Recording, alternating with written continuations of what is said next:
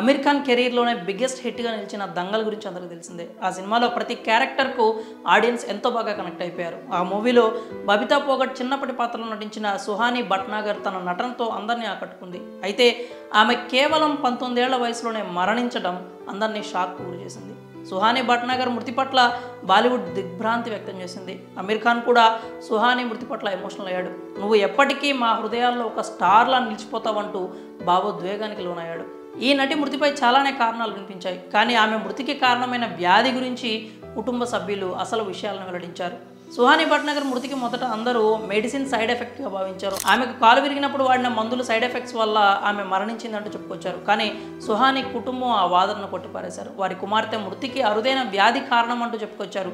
అరుదైన ఇన్ఫ్లమేటరీ వ్యాధితో పోరాడుతూ సుహాని భట్నాగర్ మృతి చెందిన విషయాన్ని తెలియజేశారు. కండరాల బలహీనతకు కారణమయ్యే ఇన్ఫ్లమేటరీ వ్యాధిగా చెప్పే డెర్మటోమయోసైటిస్ వ్యాధితో పోరాడుతూ సుహాని తుదిశ్వాస విడిచింది అంటూ వెల్లడించారు.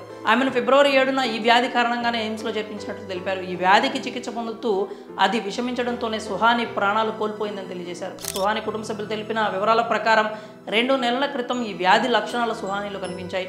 ఒంటిపై ఎర్రటి మచ్చలు రావడంతో ఎన్నో ఆసుపత్రులకు తిప్పారు. కానీ ఎవ్వరూ ఈ వ్యాధి ఏంటి అనేది నిర్ధారణ చేయలేకపోయారు. ఇటీవల ఆమె ఆరోగ్యం మరింత క్షీణించడంతో ఎయిమ్స్లో చేర్పించారు. కేవలం 10 రోజుల క్రితమే సుహానికి ఈ ఇన్ఫ్లమేటరీ డెర్మటోమయోసైటిస్ వ్యాధి నిర్ధారణ జరిగింది. ఆమె ఆరోగ్యంలో ఎలాంటి పురోగతి లేకపోగా మరింత క్షీణించింది.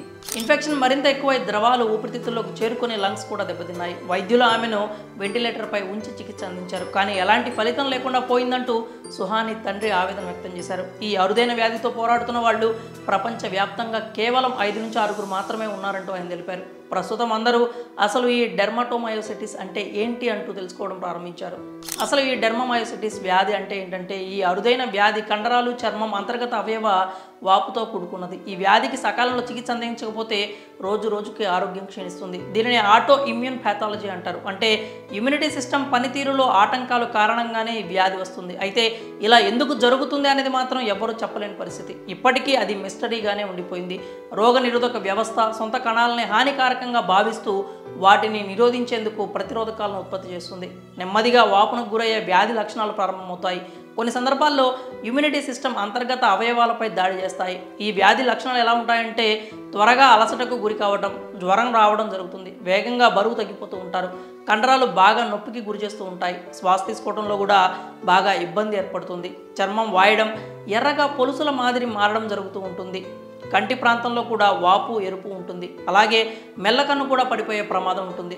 దీనికి సంబంధించిన చికిత్స విషయానికి వస్తే దీనికి క్యూర్ అంటూ ఏమీ ఉండదు. కార్టిసోన్ వంటి మందులు వాడాల్సి ఉంటుంది. కండరాలకు సంబంధించి ఫిజియోథెరపీ చేస్తూ ఉంటే వ్యాధి అదుపులో ఉండే ఆస్కారం ఉంటుంది. నటి సుహాని భట్నాగర్ మృతికి కారణమైన ఈ అరుదైన వ్యాధిపై మీ అభిప్రాయాలని కామెంట్స్ రూపంలో తెలియజేయండి.